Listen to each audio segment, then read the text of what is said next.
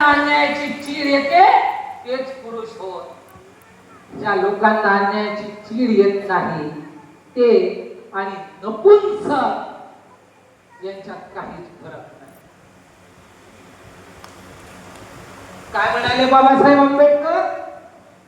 ज्यांना अन्यायाची चीड येत नाही ते आणि नपुंसक यांच्यात काहीच फरक नाही. आता हा महिलांचा कार्यक्रम आहे, पुरुषांचा असता तर जास्त सटीक झालं असतं हे म्हणणं, पण इथे अनेक पुरुष देखील बसलेले आहेत. जे फळ चळवळीला लागले ते काय लागले? शिक्षणाचे. आज जर आपण शिक्षण घेऊ शकत आहोत तर बाबासाहेबांच्या संघर्षामुळे. तसं फुले, शाहू आणि आंबेडकर 3 महापुरुषांचं नाव आपण प्रामुख्याने घेतो. तर फुले आणि शाहू या लोकांनी तर काम केलंच केलं, पण नंतरच्या काळात बाबासाहेब आंबेडकरांचं काम सगळ्यात मोठं आहे. बाबासाहेब आंबेडकरांनी चळवळ चालवली, त्या चळवळीला काहीतरी मिळालं, त्या चळवळीतून काहीतरी निघालं. काय निघालं? तर शिक्षण घेऊ शकतो, डिग्र्या घेऊ शकतो, हे त्या चळवळीतून निघालं. काय निघालं? दुसरं, नोकऱ्या मिळवू शकतो, हे त्या चळवळीतून मिळालं. चांगले कपडे घालू शकतो, हे त्या चळवळीतून निघालं. कारण हजारो वर्ष आमचा अवतार काय होता? अस्पृश्यांचा अवतार होता ना. काय अवतार होता? पुरुष असेल तर अंगावर वरती काय कपडे घालणार नाही, खाली जे काही धोतर घालेल ते फाटका आणि बळकट असलं पाहिजे. गळ्यामध्ये गाडगं, कमरेला खराटा लावलेला होता, हातामध्ये गळ्यामध्ये काळा धागा असला पाहिजे, हातात काठी असली पाहिजे, त्या काठीला घुंगरू असलं पाहिजे.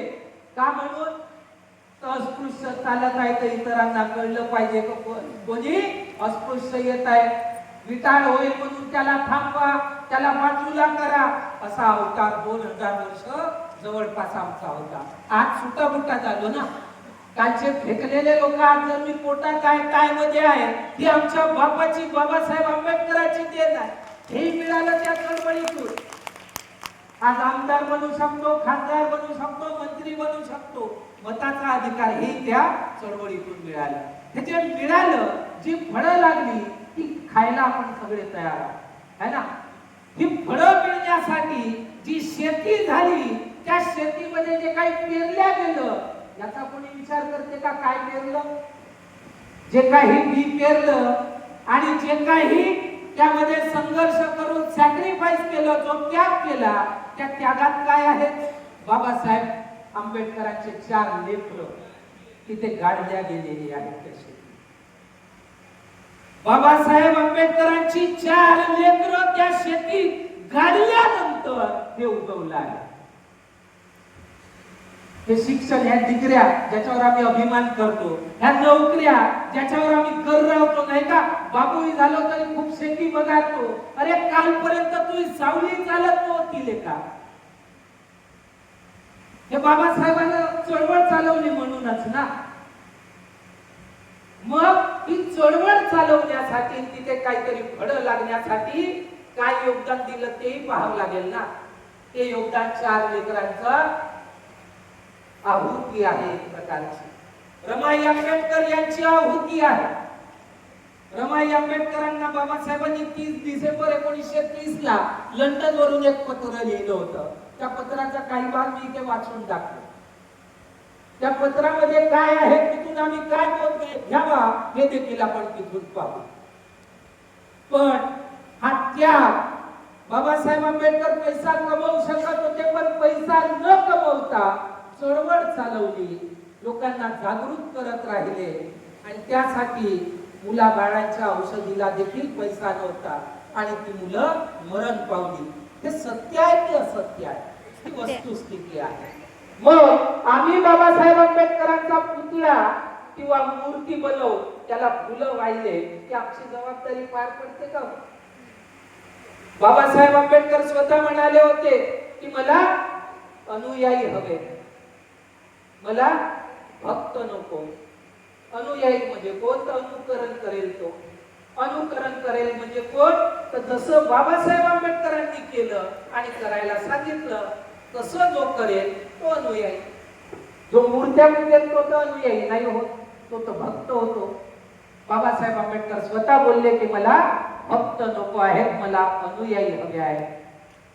बाबासाहेब आंबेडकरांची चळवळ कुठून सुरू होते, काय मुख्य त्याचा गाभा आहे, कशाच्या विरुद्ध तो संघर्ष आहे, हे देखील आपण समजून घेणे गरजेचे आहे. बाबासाहेब आंबेडकरांची चळवळ ही मुख्यतः आपल्याला पाहायला मिळते की या देशामध्ये जो जातीवाद आहे, जो विषमतावाद आहे, त्या विषमतावादाच्या विरुद्ध या देशातली बाबासाहेब आंबेडकरांची चळवळ होती. ती चळवळ म्हणजे काय तर आपल्याला दिसते, चातुर वर्ण व्यवस्था जी बनवली कुठल्या षडयंत्रिकारी लोकांनी आणि म्हटले असं गेलं की ईश्वराने बनवली म्हणून. तो म्हणतो की ईश्वराच्या मुखातून ब्राह्मण, बाहूतून क्षत्रिय, जागेतून वैश्य, पायातून शूद्र झाला आणि अतिशूद्र म्हणजे जो आम्ही होतो, जो आमचा वर्ग होता, त्याला तर अवर्ण म्हटलं गेलं. तर हा अवर्ण आपल्याला वर्ण व्यवस्थेच्या बाहेर दिसेल. आता या आधारावर ही व्यवस्था जी ईश्वराने बनवली म्हटल्या गेली, ईश्वराची भीती दाखवू ईश्वराप्रती आमच्या मनात भक्ती पेरू या लोकांनी आम्हाला 2000 वर्ष गुलाम ठेवलं. बुद्धाच्या प्रतिक्रांतीनंतर, बुद्धांनी केलेल्या क्रांतीच्या प्रतिक्रांतीनंतर 2000 वर्ष या देशामध्ये SC ST OBC ज्याला आज आपण म्हणतो ते लोक गुलाम आहेत. त्या काळामध्ये त्याला शूद्र, अतिशूद्र आणि महिला वर्ग आपण म्हणू शकतो. या वर्ण व्यवस्थेच्या आधारावर सगळे हक्क आणि अधिकार हे वाटून दिले गेले. ब्राह्मणाला काय हक्क दिले गेले तर त्याला आपण इथे स्क्रीनवर पाहू शकता, त्याला विद्यार्जन किंवा ज्ञानार्जन, त्याला पुरोहितगिरी, त्याला दक्षिणा मागण्याचा अधिकार दिला गेला. त्याचबरोबर क्षत्रियाला राज्य कारभार करण्याचा अधिकार दिला गेला. त्याचबरोबर जमीनदारी करण्याचा अधिकार दिला गेला. शिक्षण घेण्याचा अधिकार दिला गेला. शिक्षण देण्याचा अधिकार दिला नाही. वैश्याला व्यापाराचा आणि संपत्तीचा अधिकार दिला गेला. आणि या देशात शूद्र, ज्याला आज आपण ओबीसी म्हणतो, ज्यामध्ये भारतभरामध्ये 3743 जातींचा समावेश होतो, या लोकांना या देशात काहीच अधिकार दिले नाही. त्या लोकांना शिक्षणाचा अधिकार नाही, राजपाट करण्याचा अधिकार नाही, व्यापार करण्याचा अधिकार नाही, शस्त्र धारण करण्याचा अधिकार नाही, संपत्ती अर्जित करण्याचा अधिकार नाही. असे सगळे अधिकार सोडून या लोकांना, ओबीसीला, महिलांना आणि SC ST च्या लोकांना या देशात हजारो वर्ष ठेवल्या गेलं. आणि याचं कारण काय सांगितलं की देवाने तुम्हाला असं बनवलं, तुम्ही मागच्या जन्मी काही पाप केले म्हणून तुम्हाला असं जगावं लागेल. इथून जर सुटायचं असेल तर मग काय तर तुम्ही या जन्मामध्ये धर्माच्या प्रमाणे वागा, म्हणजे पुढच्या जन्माला तुम्ही यातून मुक्त व्हाल. आता मागचाही जन्म कोणी पाहिला नाही आणि पुढचाही जन्म कोणी बघितला नाही, पण हे षडयंत्र रचून मग आम्हाला गुलाम बनवल्या गेलं. बाबासाहेब आंबेडकर माणगाव परिषदेमध्ये म्हणतात की आतापर्यंतच्या आमच्या जातीच्या लोकांना असं वाटत होतं की जे काही आमची या देशामध्ये अवस्था आहे ती अवस्था ईश्वरी लीला आहे, ईश्वरी पाक लीलेचा हा परिणाम आहे. पण आजकालच्या तरुणांना हे लक्षात येत आहे की हे कोण्या ईश्वराची लीला नाही, तर हे कोणाचं तरी षडयंत्र आहे. त्या षडयंत्राच्या अंतर्गत या देशामध्ये SC ST OBC म्हणजे शूद्र, अतिशूद्र या लोकांना गुलाम बनवून ठेवल्या गेलं. आता याच्या विरुद्ध महात्मा फुल्यांनी संघर्ष केला. इंग्रजांची सत्ता होती म्हणून ते संघर्ष करू शकले. जेव्हा त्यांचा ब्राह्मण मित्राच्या लग्नाच्या वरातीमध्ये अपमान झाला तर त्यावेळी महात्मा फुले मुलामिठा नदीजवळ पुण्यामध्ये रडत बसले होते. आणि त्यावेळी पुण्यामध्ये जे काही अस्पृश्य लोक होते, तर अस्पृश्य लोक ज्यांचा अवतार मी आताच सांगितला की कसा होता, हे लोक तिथे महात्मा फुले रडत असताना गोळा झाले 3-4 लोक आणि फुल्यांकडे पाहून हसायला लागले, विचार करायला लागले. चांगला माणसासारखा माणूस न बाईसारखा रडत बसला. महात्मा फुले रडता रडता थांबतात आणि त्या अस्पृश्यांकडे पाहतात, ज्यांची अवस्था गळ्यात गाडगं, कमरेला झाडू, अंगावर धड कपडा नाही, जनावरापेक्षा नीच जीवन जगत आहेत आणि महात्मा फुल्यांचं रडणे थांबते आणि विचार करतात की माझा एवढासा अपमान झाला, मला फक्त लग्नाच्या वरातीतून हाकलून दिलं, मी रडतो आहे आणि हे लोक हे एवढं अपमानित जीवन जगतायत तरी हसताय, याचं कारण काय?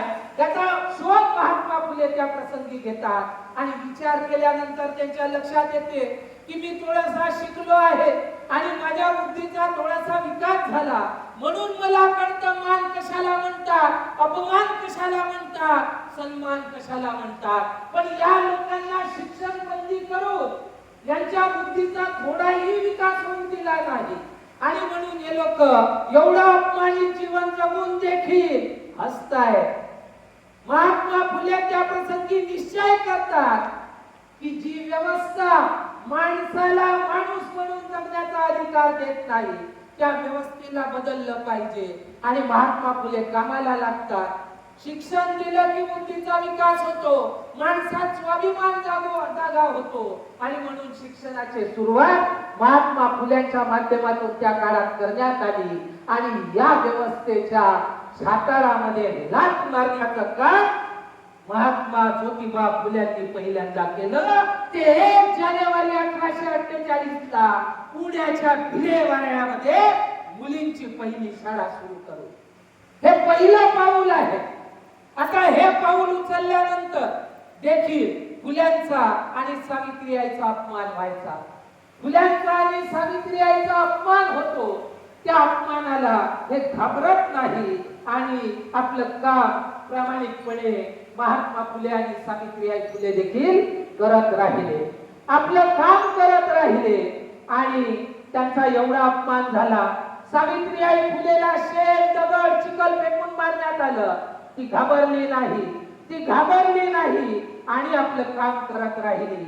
तिला सटवी म्हणण्यात आलं, तिला म्हणण्यात आलं तुझ्या जेवणात किडे पडतील. कशासाठी तिला इतक्या शिव्या श्राप देण्यात आलं? काय अपराध होता सावित्रीबाई फुलेचा? मुलींना शिक्षण देत होती, हा अपराध होता. भारतामध्ये मुलींना, शूद्रांना, अतिशूद्रांना शिक्षण देणे हा अपराध होता. त्या अपराधाची अशी शिक्षा सावित्रीबाई फुलेने भोगली. ती घाबरली नाही, तिने माघार घेतली नाही, म्हणून आमच्या आयुष्यात बदल आला. म्हणूनच बाबासाहेब आंबेडकर काय म्हणाले? महात्मा फुलेंच्या संदर्भात बोलले, Mahatma Jyotiba Phule was the father of India's social revolution. Mahatma Phule हे आधुनिक भारतातील सामाजिक क्रांतीचे पितामह आहेत, जन्मदाते आहेत. ही गोष्ट त्यावेळी बाबासाहेब आंबेडकर तिथे बोललेले आपल्याला पाहायला मिळतं. तिथून सुरुवात झाली. शाहू महाराज यांनी आरक्षण दिलं, मुख्य प्रवाहामध्ये आम्हाला आणण्याचं काम केलं.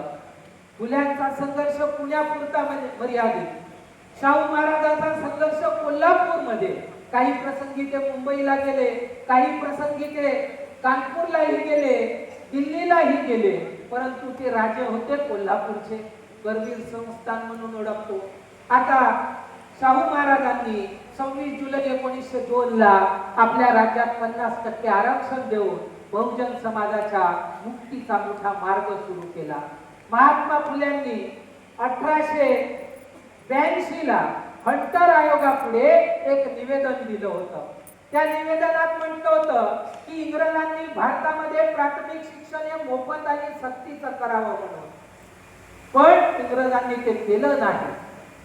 ते काम शाहू महाराजांनी कोल्हापूर संस्थानात 1917 ला 25 जुलै 1917 ला आपल्या राज्यामध्ये प्राथमिक शिक्षण मोफत आणि सक्तीचं केलं. त्यांनी माणगाव परिषद भरवली. त्या माणगाव परिषदेमध्ये आपल्याला दिसते की बाबासाहेब आंबेडकरांना अध्यक्ष बनवलं. अध्यक्ष बनवल्यानंतर भाषण करताना शाहू महाराज असं म्हणतात त्या परिषदेत, माझ्या राज्यातील बहिष्कृत प्रजाजन हो, तुम्ही तुमचा खरा उद्दारी शोधून काढला, त्याबद्दल मी तुमचे अंतःकरणपूर्वक अभिनंदन करतो. माझी खात्री आहे डॉक्टर आंबेडकर तुमचा उद्धार केल्याशिवाय राहणार नाही. एवढंच नव्हे तर अशी एक वेळ येईल की ते भारतातील अग्रणी नेत्यांमध्ये गणले जातील, अशी माझी मनोदेवता मला सांगते. कधी भाष्य करता शाहू